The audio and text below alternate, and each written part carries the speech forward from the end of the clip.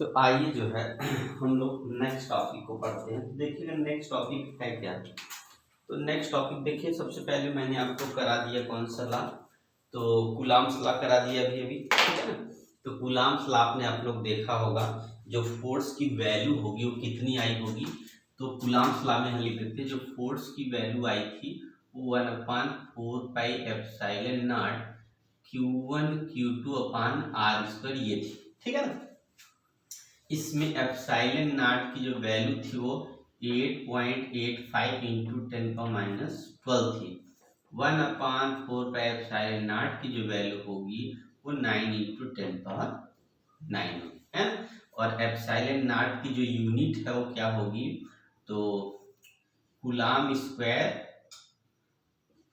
पर न्यूटन पर metre square, ये हमारा यूनिट हो गया, ठीक है ना। तो देखिएगा अब जो हम लोग नेक्स्ट टॉपिक पढ़ने वाले क्या है, फोर्स बिटवीन मल्टीपल चार्जेस। देखिए मल्टीपल चार्ज मतलब अभी हम लोग क्या सिर्फ टू चार्ज पढ़े हैं, क्या है टू चार्ज है, तब फोर्स जो है ये लग जाता है 1/4 Q1 Q2 और वेक्टर फॉर्म जो था वो मैंने लिखा तो आप लोग देख लिए। तो अगर मल्टीपल चार्ज होगा तो कैसे फोर्स को हम लोग आइडेंटिफाई करेंगे या कितना फोर्स लगेगा उसकी वैल्यू क्या होगी, ठीक है। तो देखिएगा मैंने क्या किया है, तो 3 मान लिया, ऐसे ढेर सारा होगा 3, क्योंकि तब आप क्या करेंगे कि जो वैल्यू होगी थोड़ा सा आप आइडेंटिफाई नहीं कर पाते, तो 3 चार्ज को ले लिया है। यहाँ O क्या है, पोजीशन वेक्टर, क्योंकि वेक्टर फॉर्म में इसको दिखा सकते वैसे नहीं, तो O क्या है, पोजीशन वेक्टर है। और यहाँ पे देखिएगा ये Q1 रखो, ये Q1 चार्ज है और इसकी डिस्टेंस R1 है पोजीशन वेक्टर से। और यहाँ Q3 है, इसकी वैल्यू क्या है, R3 है पोजीशन वेक्टर। और यहाँ से जो है ये Q2 है और इसका पोजीशन वेक्टर R2 है। तो देखिएगा अगर ये Q2 है तो इसका डायरेक्शन हमें क्या करना है, इस डायरेक्शन में इसकी वैल्यू होगी, इधर दिखा देंगे, ठीक है। और Q3 का इधर होगा और इसका देखिएगा, सबसे पहले जब Q2 का Q1 पे फोर्स लगेगा, क्या चीज Q2 मतलब सेकंड चार्ज, या तो कह सकते हैं सेकंड चार्ज पे जब फर्स्ट चार्ज पे फोर्स लगेगा, सेकंड का फर्स्ट पे फोर्स अगर लगता है तो उसको हम लोग लिखते हैं F12 लिखते हैं। तो F12 इस डायरेक्शन में होगा, तो ये ऐसे हमने F क्या लिख दिया 12 लिख दिया। और जब Q3 का जो है थर्ड चार्ज का जब फर्स्ट चार्ज पे फोर्स लगेगा तो क्या होगा, इस डायरेक्शन में लगेगा, तो ये हो गया F13 हो गया। इसकी वैल्यू अभी लिखनी है, ठीक है। और दोनों अब क्या किया है, इसको जो है ऐसा ड्रा किए कि इसको पैरेलल ड्रा करेंगे, क्योंकि ये एडजेसेंट बना के ये और ये एडजेसेंट हो जाएगा, तो इसको जब मिलाएंगे तो यही रिजल्टेंट फोर्स हो जाएगा किसका, तो F13 और F12 का, ठीक है।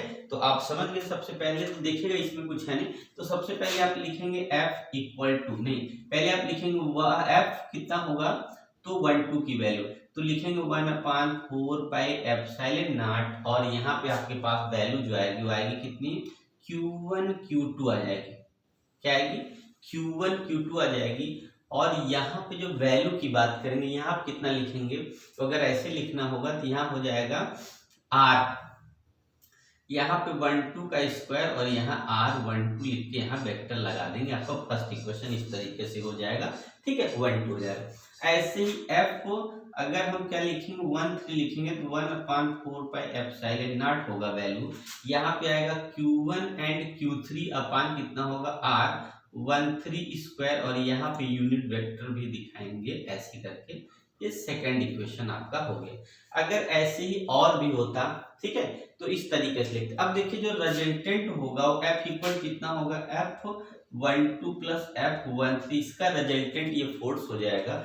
तो F की जो वैल्यू होगी वो कितनी होगी, 1/4πε0 होगा Q1 Q2 अपान यहाँ पे R12 स्क्वायर, यहाँ पे वेक्टर R12 फिर प्लस कितना हो जाएगा 1/4πε0, ये हो गया Q1 Q3 अपान कितना होगा R13 स्क्वायर, और यहाँ पे वेक्टर 13 इस तरीके से, प्लस अगर और भी होगा तो आप डैश डैश डैश डैश करके इस तरीके से आप क्या कर सकते हैं, पुट कर सकते हैं। तो इसका मतलब जो टोटल फोर्स होगा वो 1/4πε0 होगा, ठीक है।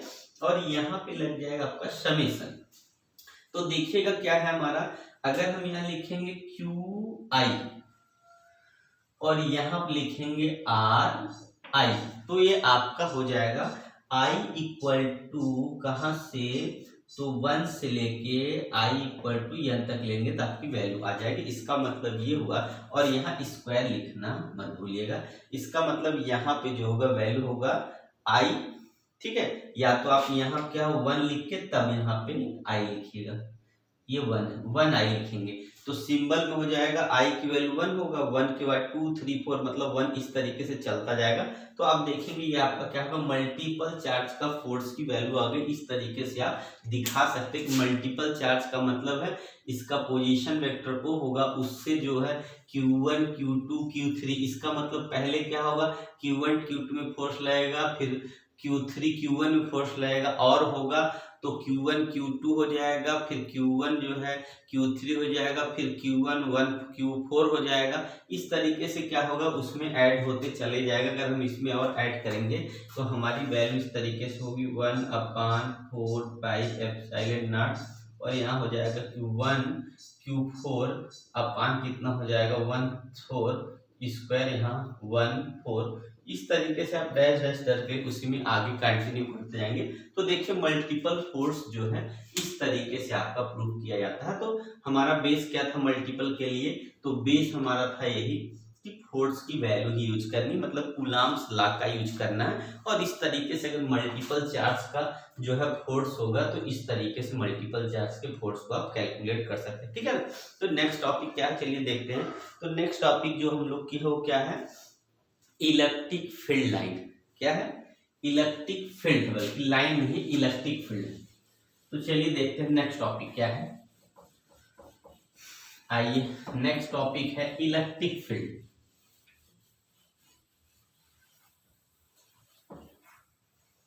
क्या है, इलेक्ट्रिक फील्ड। इलेक्ट्रिक, ये इलेक्ट्रिक फील्ड, ठीक है। नेक्स्ट टॉपिक क्या है, इलेक्ट्रिक फील्ड। देखिएगा क्या है इलेक्ट्रिक फील्ड, इसका कॉन्सेप्ट क्या है आप समझिएगा जरा। इलेक्ट्रिक फील्ड का कॉन्सेप्ट क्या है, कूलम्ब्स ने क्या बताया सबसे पहले, कूलम्ब्स ने बताया कि जब दो चार्ज क्या करेंगे कुछ सम डिस्टेंस पे या कुछ फाइनाइट डिस्टेंस पे अगर हम इसको प्लेस कर देंगे, मान लीजिए Q1 है और ये क्या है Q2 है, इन दोनों के यहाँ से ऐसे प्लेस कर दिए, r डिस्टेंस पे प्लेस कर देंगे तो जानते हैं कि फोर्स लगता है 1/4 pi epsilon not Q1 Q2 upon r square. But आप ध्यान रखेंगे कि ये क्या है, यूनिट चार्ज होता है। क्या होता है, यूनिट चार्ज। ये क्या होता है, यूनिट चार्ज। ये क्या होता है, यूनिट। Q1 Q2 क्या है, यूनिट चार्ज है। यूनिट चार्ज का मीन्स मैंने बता दिया था। यूनिट चार्ज मीन्स होगा कि जो डिस्टेंस होगा बहुत लार्जर होगा तो चार्ज क्या होगा उस पर बहुत कम होगा, इसलिए इसको यूनिट चार्ज बोलेंगे, ठीक है। तो ये इसकी कंडीशन है और कूलम्ब्स लॉ से ये हमने लिखा। इलेक्ट्रिक फील्ड क्या होता है, अब देखिएगा जब क्या करेंगे कि अगर हम क्या करें कि दोनों को अगर इस तरीके से अट्रैक्शन या रिपल्सन फोर्स लगेगा, कूलम्ब्स लॉ अट्रैक्शन या रिपल्सन होगा जब दो चार्ज को हम क्या कर लेते हैं इस तरीके से प्लेस कर देंगे। अब क्या कर लेंगे हम, ये कॉन्सेप्ट है कि अगर इसमें से कोई एक चार्ज को क्या कर दिया यहाँ से हटा दिया गया, अब ये मान लिया Q1 हो या तो Q2 अकेले हो, ठीक है।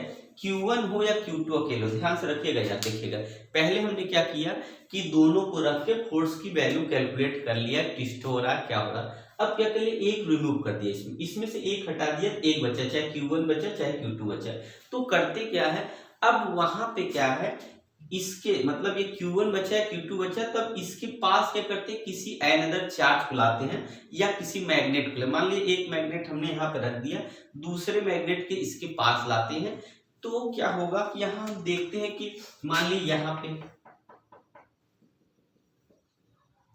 ये पहले डॉटेड लाइन है, मतलब यहाँ पे कोई यहाँ पे कुछ नहीं हुआ, वैसे यहाँ समझेगा, यहाँ से इतनी दूर से ला रहे हैं तो इतनी एरिया में ही क्या होने लगता है अट्रैक्शन, मतलब इस चार्ज के पास आने की जरूरत नहीं, मतलब इस चार्ज के पास आता नहीं, यहीं से क्या होता है, यहीं से रिपल्सन, यहीं से अट्रैक्शन स्टार्ट हो जाता है। ये रिपल्सन हो गया और ये वाला क्या हो जाएगा, तो अट्रैक्शन स्टार्ट हो जाएगा। ये वाला अट्रैक्शन होगा, ये रिपल्सन के लिए साइन है, और यहाँ वाली अट्रैक्शन हो गया, एक इस डायरेक्शन में आ गया। इसका मतलब ये हुआ कि इस चार्ज की या इस चार्ज के अराउंड क्या करते हैं, अगर किसी एनदर चार्ज को क्या करते हैं नियर प्लेस करते हैं, नियर कम क्लोज करते हैं, तो हमें क्या होता है, एक फीलिंग होती है। फीलिंग क्या होती है, अट्रैक्शन या रिपल्सन की। किसकी फीलिंग होगी, या तो अट्रैक्शन होगा या क्या होगा, रिपल्सन होगा। क्या होगा, अट्रैक्शन की फीलिंग होगी या रिपल्सन की। अट्रैक्शन की फीलिंग होगी या रिपल्सन की फीलिंग होगी। मतलब इस चार्ज के पास अगर किसी और चार्ज को लाते हैं, या तो ये क्या करेगा, खींचेगा उसको ऐसे से।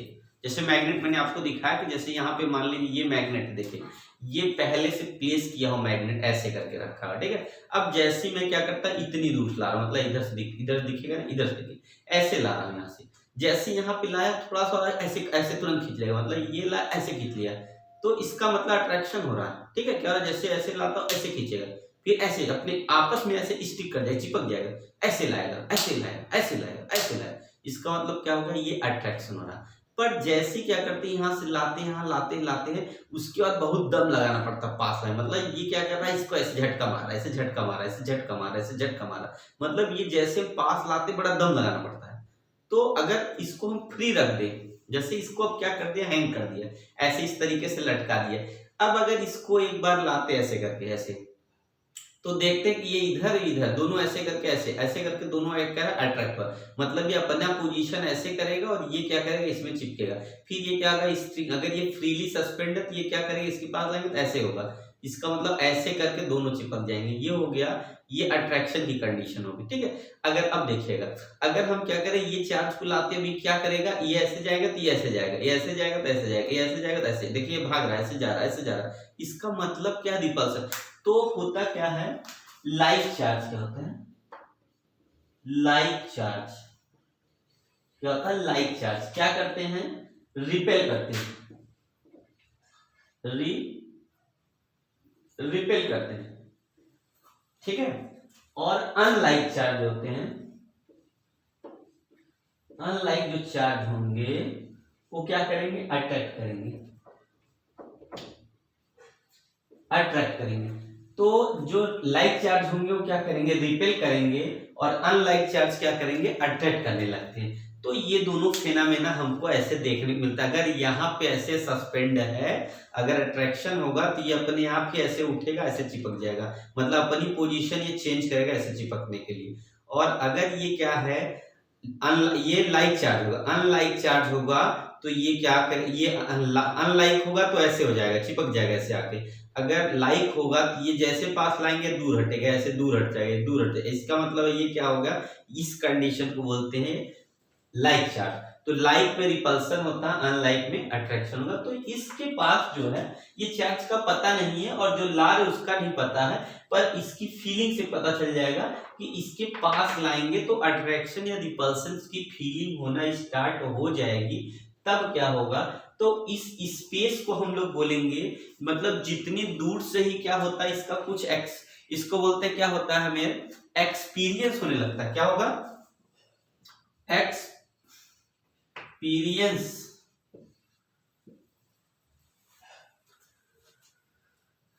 एक्सपीरियंस होगा।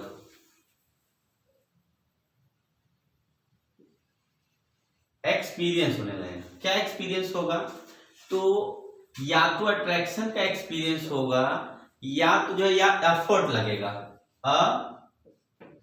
एफर्ट लगेगा। क्या लगेगा, एफर्ट लगेगा। किसका, या तो जल्दी से खींचेगा या तो दूर भगाएगा, या तो जल्दी से खींचेगा ऐसे खींच लेगा, या तो दूर भगाएगा, या तो जल्दी से खींचेगा दूर भगाएगा, तो एफर्ट लगेगा, ठीक है। तो या तो एक्सपीरियंस होगा कुछ, एक्सपीरियंस क्या होगा, अट्रैक्शन या रिपल्सन का एक्सपीरियंस हो सकता है, या तो एफर्ट लगेगा, इन दोनों में से, ठीक है। तो अब थोड़ा सा आप आगे बढ़िए, आज समझ गए इतनी बातें, तो देखिएगा। तो इसका मतलब ये हुआ कि अगर किसी चार्ज के, ठीक है, थोड़ा चार्ज बनाते हैं, अगर ये निगेटिव चार्ज होगा, ठीक है। अब चार्ज के लिए हम इलेक्ट्रिक फील्ड ड्रा करते हैं। अगर निगेटिव चार्ज होगा, उसका डायरेक्शन हमेशा क्या होता है, इलेक्ट्रिक फील्ड लाइन का डायरेक्शन ऐसे करके होगा, ठीक है। इलेक्ट्रिक फील्ड लाइन का डायरेक्शन, इलेक्ट्रिक फील्ड लाइन का डायरेक्शन जो है इस तरीके से होता है, ठीक है। किसमें? निगेटिव चार्ज है, ये निगेटिव चार्ज है। अगर समझ रहे हैं, अगर ये पॉजिटिव चार्ज होगा, क्या होगा? पॉजिटिव चार्ज होगा।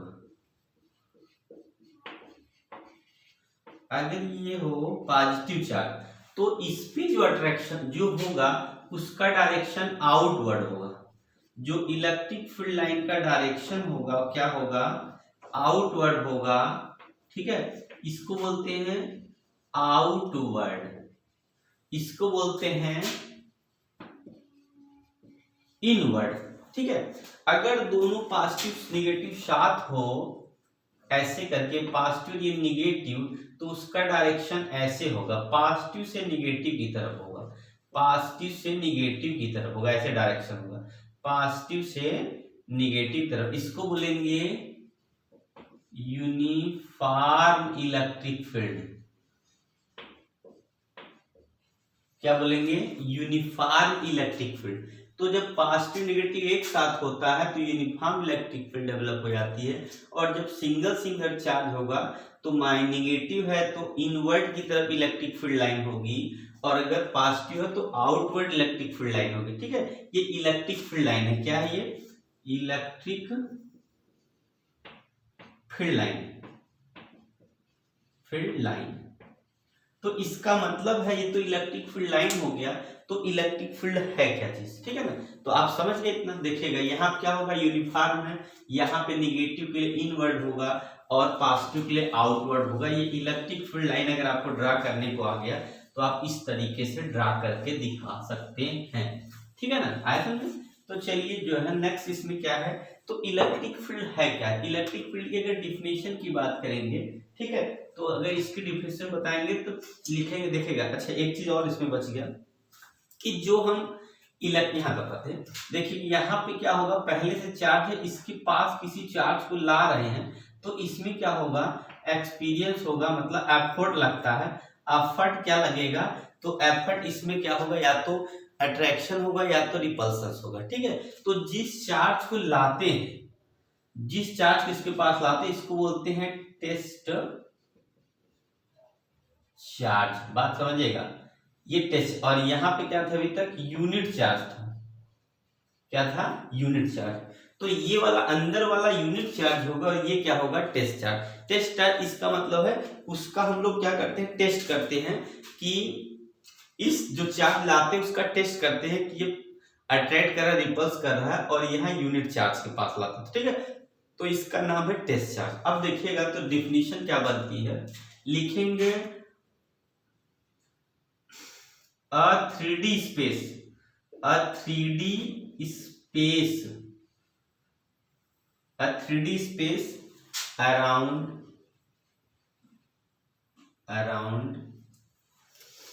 a 3D space around a charge या यूनिट चार्ज ऐसे कह सकते हैं।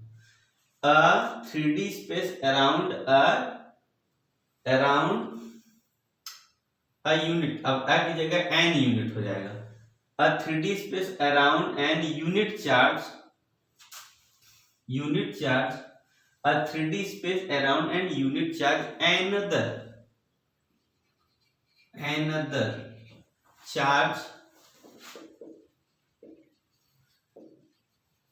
come close,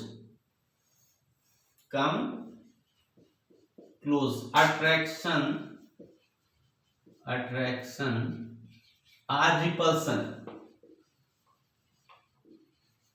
repulsion force is experience।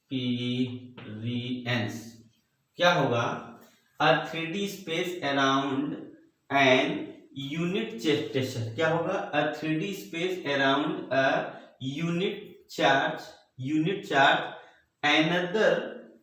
another के बाद यहां लिख दिया टेस्ट चार्ज का साथ, another test charge come close, attraction और रिपल्सन फोर्स इज एक्सपीरियंस। मतलब ये जब क्या करेंगे, किसी यूनिट चार्ज के जो है चारों तरफ का वह एरिया, किसी यूनिट चार्ज के चारों तरफ का वह जो है, मतलब 3D का मतलब चारों तरफ का वह जो स्पेस, जिस स्पेस में किसी टेस्ट चार्ज को लाते हैं तो अट्रैक्शन या रिपल्सन फोर्स का हमें एक्सपीरियंस होने लगता है। Then this 3D space is known as then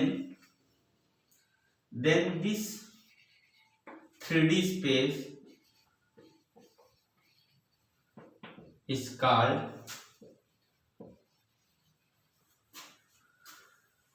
क्या होगा, electric field, is called electric field.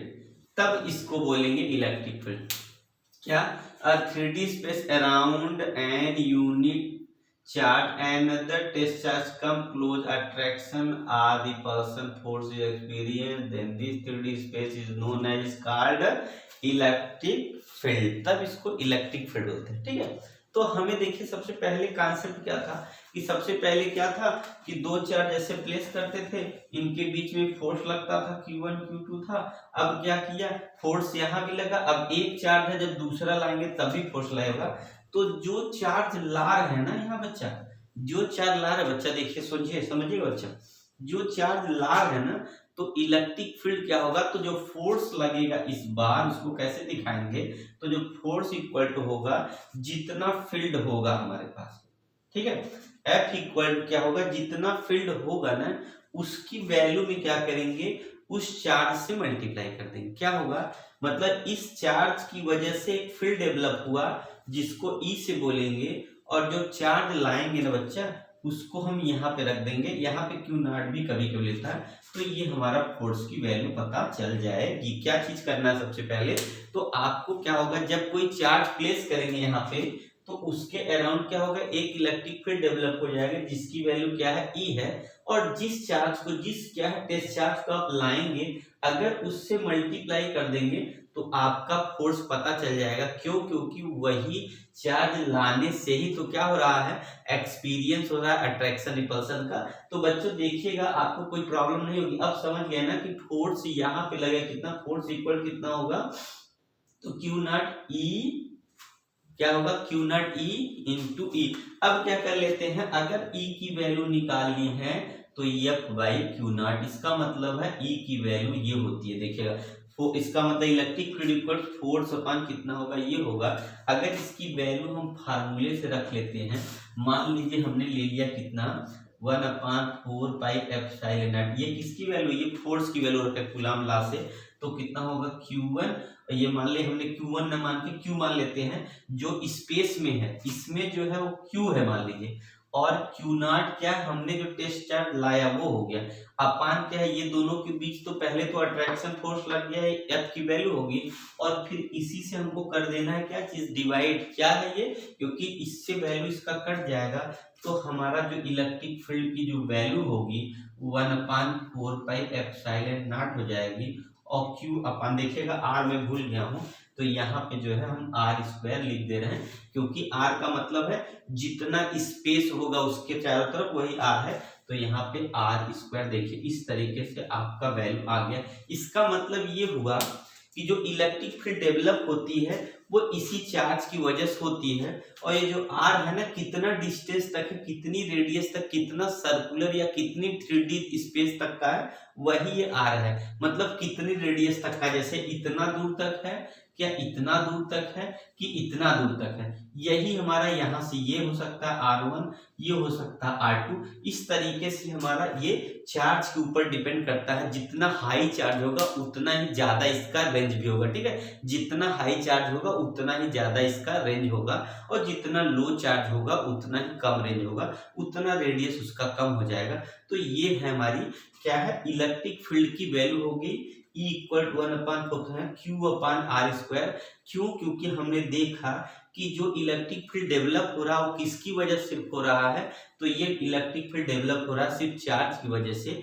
तो हमने पर कैसे प्रूव किया, सबसे पहले दिखाया जो फोर्स लगेगा तो जो इलेक्ट्रिक फील्ड डेवलप हो, और जो यह हमारा टेस्ट चार्ज है उससे मल्टीप्लाई कर देंगे, फोर्स पता चल जाएगा।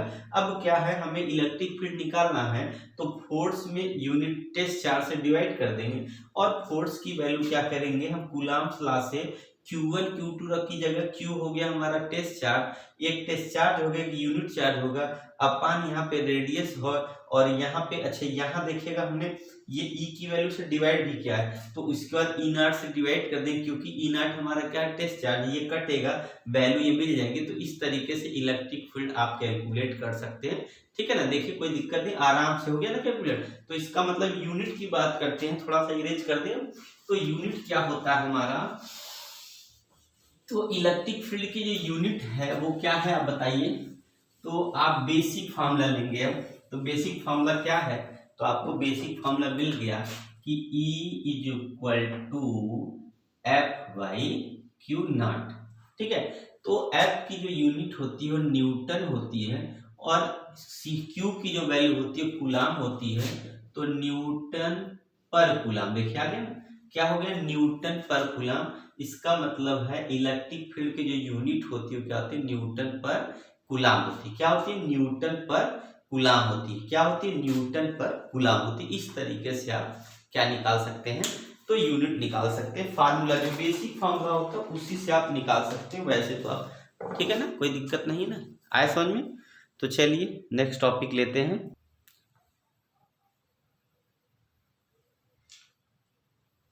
तो चलिए जो है, आइए नेक्स्ट टॉपिक क्या है। अब हम लोग क्या देखते हैं कि सिस्टम ऑफ चार्ज से अगर निकालना हो, क्या लेना हो, system of charge, electric field due to system of charge. Multiple charge बोले या electric field due to multiple charges system charge, क्या, electric field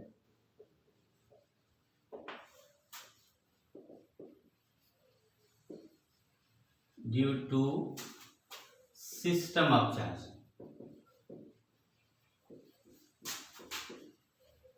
system of charge, electric field due to system of charges, मतलब multiple of charges.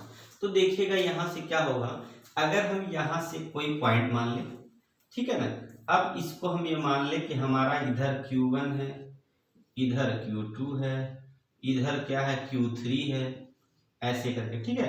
तो देखिएगा यहाँ पे Q1 Q2 Q3 का concept क्या है, आगे यहाँ पे मान लिया यहाँ पे Q4 हो गया। तो अब देखिएगा इसका इलेक्ट्रिक फील्ड भी तो होगा, ठीक है। ये हमारा Q1 Q2 Q3 Q4 तक हमने, यहाँ पे चलिए Q2 होगा, Q1 Q2 Q3 Q4, इस तरीके से हम अगर क्या कर ले, इसका फिगर बना ले, देखिएगा इस तरीके से अगर फिगर बना लेंगे तो हमारी जो वैल्यू आएगी, तो देखिएगा इस तरीके से, अगर आप यहाँ से देखिए ये तो चार्ज हो गया। अब देखिएगा यहाँ से हम यहाँ से क्या करेंगे, इलेक्ट्रिक फील्ड इस तरीके से हो जाए, मान लीजिए ये E1 इलेक्ट्रिक फील्ड हो गया, इसकी वजह से यहाँ से देखिएगा Q2 का जो है ऐसे करके इलेक्ट्रिक फील्ड यहाँ हो गया E2, और उसके बाद क्या करेंगे, इन दोनों का परपेंडिकुलर ऐसे करके इसको हम क्या करेंगे, इस तरीके से ड्रा करेंगे एडजेसेंट, या तो ऐसे करके इसको 90 डिग्री ऐसे करके ड्रा करना है, फिर इसके बाद यहाँ पे इसको ऐसे मिला लेंगे। तो E1 E2 का जो रिजल्ट होगा वो कितना मान ले, E डैश मान लेते हैं, ठीक है। फिर आगे इसका जो होगा, तो इसके बाद क्या होगा, मान लीजिए इसका यहाँ पे है Q, अब आगे यहाँ क्या करेंगे, इसको ऐसे आगे बढ़ा देंगे थोड़ा सा, या तो ऐसे आगे बढ़ा देंगे ऐसे करके, ठीक है। और इस वाले का अब देखिएगा ऐसे जब बढ़ाएंगे तो अगला वाला जो ऐसे जाएगा, ये Q मान लीजिए इधर ही बनाना है पर मैंने इधर ला लिया है, इसलिए कितना होगा, E4 हो जाएगा। और इस वाले की वैल्यू अगर ऐसे जाए तो हमारा ये वाला डैश डैश करके कितना होगा, E3 हो जाएगा। तो E3 क्या होगा, जब E3 ऐसे होगा, इसको ऐसे सेट करेंगे कि इसका और इसका जो रिजल्ट होगा, इन दोनों का रिजल्ट होगा जो E डैश। तो इस तरीके से यहाँ सेट नहीं बन पा रहा, तो इस तरीके से आप क्या है, फिगर को इस तरीके से सेट करेंगे। तो आपको करना क्या है, सबसे पहले आपको लिखना है E1 की वैल्यू, तो E1 की वैल्यू हो जाएगा 1/4 पाई एप्सिलॉन नॉट, और यहाँ लिखना है Q1/R1 स्क्वायर, ठीक है, फर्स्ट हो गया। और फिर इसी तरीके से E2 लिखना है 1/4 पाई एप्सिलॉन नॉट, फिर Q2/R2 स्क्वायर, ये हो गया R2 स्क्वायर, फिर ये सेकंड, और फिर इसी तरीके से क्या होगा, डैश डैश आप En लिखेंगे 1/4 pi epsilon not equal to नहीं epsilon Qn upon R N square, ये आपका मान लीजिए जो भी कुछ। अब आप टोटल जब लिखेंगे इलेक्ट्रिक फील्ड निकालेंगे तो 1/4 पाई एप्सिलॉन नॉट, और ये होगा Q1 अपान R1 स्क्वायर प्लस Q2, यहाँ पे इसको काम कर दें Q2 अपान R2 square plus dash dash ऐसे, और यही इज इक्वल टू जो होगा 1/4 पाई एप्सिलॉन नॉट होगा। यहाँ पे समेशन की साइन लगेगी और यहाँ पे लिखेंगे Q, क्या लिख देंगे QI लिखेंगे, अपान कितना होगा R, देखिए 1 2 3 RI का स्क्वायर करेंगे और यहाँ I इक्वल लिखेंगे 1 से लेके I इक्वल टू कितना n तक। इसका मतलब है ये मल्टीपल सिस्टम चार्ज के लिए इस तरीके से हमारा इलेक्ट्रिक फील्ड की वैल्यू आ जाएगी, क्योंकि इलेक्ट्रिक फील्ड क्या होता है, वेक्टर होता है फोर्स की तरीके से, इसलिए इसकी वैल्यू भी इसी तरीके से क्या होगा, सिस्टम ऑफ चार्ज में इस तरीके से जुड़ के इसका रिजल्टेंट जैसे मैंने एक दिखाया है उस तरीके से सबका रिजल्टेंट, इसका ये रिजल्टेंट लेंगे फिर किसी और के साथ इस तरीके से जुड़ते जुड़ते क्या होगा, एक साथ जुड़ के सभी क्या करेगा, पैरेललोग्राम रूल से ही ये सभी सॉल्व होगा। ठीक है, अब थोड़ा सा डिफरेंस समझ लेते हैं, इसको इरेज करते हैं तो थोड़ा सा डिफरेंस समझ लेते हैं कि समेशन क्यों समेशन लगाते हैं, ये थोड़ा जान लेते हैं लोग कि समेशन क्यों लगाते हैं। ठीक है, और कोई सिंबल क्यों नहीं लगा सकते, तो देखिएगा दो सिमिलर सिंबल होते हैं, मैं देखिए बता रहा, एक समेशन की साइन होती है और एक इंटीग्रेशन। ठीक है, ये क्या है, समेशन, ये समेशन, और ये क्या है, इंटीग्रेशन। दोनों का काम सेम है, ये भी क्या करेगा, ये भी क्या होगा, छोटे छोटे पार्ट को ऐड करता है, ये भी, पर ये कब लगता है, किसके लिए, डिसकंटिन्यूअस का,